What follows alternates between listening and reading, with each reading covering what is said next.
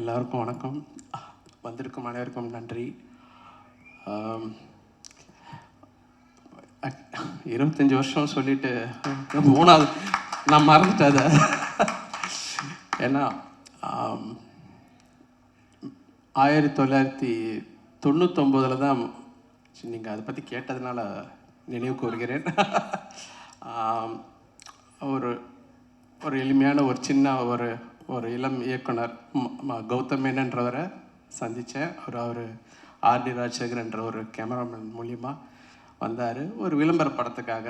But அதுக்கப்புறம் பார்த்திங்கன்னா 2000 வருஷத்தில் தான் நான் இந்த மின்னில் என்ற படம் ஆக்சுவலாக அப்போ வந்து இந்த காதல் ரீசெட் ரிப்பீட்டுக்கும் அதுக்கும் ஒரு சம்மந்தம் இருக்குது. அதுக்காக இந்த கதையை சொல்கிறேன்.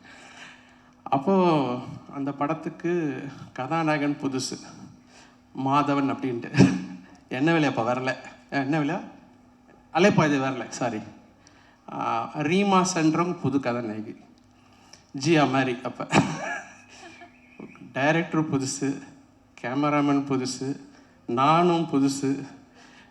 ஒரே ஒரு ஸ்டார் அந்த படத்தில் ப்ரொடியூசர் வந்து ஜீன்ஸ் படத்தோடைய ப்ரொடியூசர் டாக்டர் முரளி மண்டகர், அவர் ஒருத்தர் தான். மீதி எல்லாரும் புதுசு. அந்த படத்தில் ஒர்க் பண்ணும்போது பாடலாசிரியர்களுக்கெல்லாம் எங்கள் நம்பிக்கை கிடையாது. உங்களுக்கு தெரியல, அவெல்லாம் பெரிய ஸ்டார்ஸ். அப்போல்லாம் போகும்போது அப்போ தான் ஒரு 3 பாடல் 4 பாட்டுக்கு அப்புறம் தாமரைன்ற ஒரு புதியவர்களை சேர்த்துக்கிட்டோம். எல்லாம் புதுசு மதிக்கும் சொல்லிட்டு அந்த படம் நடந்துருச்சு, முடிஞ்சிருச்சு, ரிலீஸ் ஆகிடுச்சு. இப்போ அந்த படம் ரீரிலீஸ் கூட இப்போ பண்ணாங்க. ஸோ எதுக்கு சொல்ல வரேன்னா, பட்டு இந்த கதைக்களம்ன்ற ஒரு விஷயம் இருந்துட்டா எந்த ஸ்டாரும் தேவையில்லை. அது எல்லார்கிட்டேருந்து நல்ல வேலையை வாங்கிடும். அது எல்லாரும் பெரிய டெக்னீஷியன் ஆக்கிடும். சாதாரண ஆட்களை பெரிய நடிகராக காட்டும். பெரிய மியூசிக் டைரக்டர்ஸ் பெரிய ஆர்டிஸ்ட்லாம் சேர்ந்து ஒரு மொக்க கதையில் பண்ணால் எல்லாம் காணாமல் போயிடும். ஸோ அந்த ஒரு கதைன்ற ஒரு விஷயம், கதைன்னு கூட கிடையாது, ஒரு அமைப்பு. அது ஒரு அமைப்பு. அது ஒரு படத்துக்கும் அந்த அமைப்பு மாறுது. நான் பார்க்குறேன் ஒரு படத்துக்கும் அந்த அமைப்பு. எல்லாம் பிரம்மாண்டமாக இருப்பாங்க, எல்லாம் பெரிய ஆட்களாக இருப்பாங்க. ஆனால் அந்த அமைப்பு எது ஒன்று உக்காராது. ஸோ அதை நான் அடிக்கடி பார்ப்பேன், என்ன அதை ட்ரைவ் பண்ணுது அப்படின்னு பார்க்கும்போது தைரியம், ஒரு கான்ஃபிடென்ஸ். பாலா சார்லாம் இருக்கிறாரு, அவர் அந்த கான்ஃபிடென்ஸ், இது ஜெயிக்கொண்டா அப்படின்னு சொல்லிட்டு நம்ம ஒன்று நினச்சி ஒன்று பண்ணி ஆரம்பிக்கிறோம்ல, அது எல்லாருக்கிட்டே சேர்ந்து ஆடியன்ஸும் கரெக்டாக ஃபஸ்ட் டே வந்து உட்காந்துருவாங்க. அவங்க எப்படி தான் அவங்களுக்கு தெரியும்னே தெரியாது, அப்படி வந்து நிற்பாங்க. பாசிட்டிவிட்டின்னு சொல்லுவோம் ஆங்கிலத்தில். அந்த பாசிட்டிவிட்டின்றது நான் நினைக்கிறேன் வந்து மனசில் வச்சு முழுசாக நம்பி நம்ம வேலை செய்யும்போது அது 4 அறையில் இருப்போம், அந்த செவத்துக்குள்ளே இருப்போம், யாருமே இருக்க மாட்டாங்க, ஒரு பப்ளிசிட்டி கொடுக்க மாட்டோம், ஒரு ப்ரொமோஷன் போக மாட்டோம். ஆனால் டப்புன்னு வருவாங்க எல்லாரும். இப்போ இந்த ஷோஸ்லாம் கூட அப்படி தான் நான் பார்த்தேன். ஸோ அது மனப்பூர்வமாக செய்யும்போது, இப்போது இந்த படத்துக்கு நான் வரேன். அந்த மினிலேருந்து ஒரு ஆரம்பித்து அந்த படத்துலேயே பாடகர்களும் புதிய பாடல்களை க்ரியேட் பண்ணோம். ஒரு 64 நியூ சிங்கர்ஸை நான் இன்ட்ரடியூஸ் பண்ணியிருக்கேன். 65வது சிங்கர் தான் காயத்ரி இன்றைக்கி பாடினாங்களே. ஸோ 64 சிங்கர்ஸும் பெரிய சிங்கர்ஸாக இருக்க ரொம்ப சந்தோஷம். 12 புது கதாநாயகர்களை நான் அறிமுகப்படுத்தினேன்.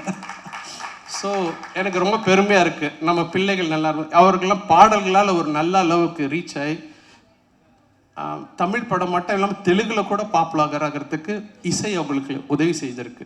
ஸோ ஒரு நல்ல ஒரு விஷயத்துக்கு ஒரு கதாநாயகி எஸ்பெஷலி ஒரு கதையும் நல்ல இசையும் நல்ல வரிகளும் சேரும்போது அவர்களுக்கு வந்து ஒரு பயங்கரமான ஒரு கார்பட்டை விரிக்குது.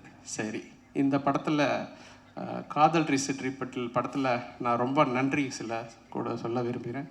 முதல்ல விஜய்க்கு ஃபார் பிலீவிங் இன் மீ, என் மேலே நம்பிக்கை வச்சு இவ்வளோ பெரிய ஒரு ரொம்ப பெரிய இசையில் ஒரு நம்பிக்கை. எனக்கு தெரியும், அந்த படம் பார்க்கும்போது தெரியுது, அவர் இசையை மனசில் வச்சு தான் கதையை எழுதியிருக்கிறாரு. அதற்கு ஏற்ற மாதிரி மதன் கார்கி அவ்வளோ கடின உழைப்பை போட்டிருக்காரு. ஒரு பாடலுக்கும் பல மாதங்கள்லாம் எடுத்திருக்கிறோம், ஒரு வரிக்கும். So thank you Madan. அப்புறம் ஃபாதர் வைரமுத்து சார் அருமையான ஒரு பாடலை கொடுத்துருக்கிறாரு. அப்புறம் இந்த மதன் வந்து முறைச்சான் தான் நாங்கள் ஒரு சாங் பண்ணோம். Thanks to Antony.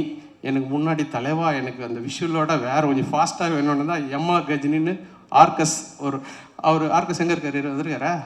கை தூக்குறாரு. அவர் நீங்கள் தான். அவர் தான் ஆர்கஸ். அவர் தான் அந்த பாடலை எழுதியிருக்கிறாரு. தேங்க்யூ ஆர்கஸ்.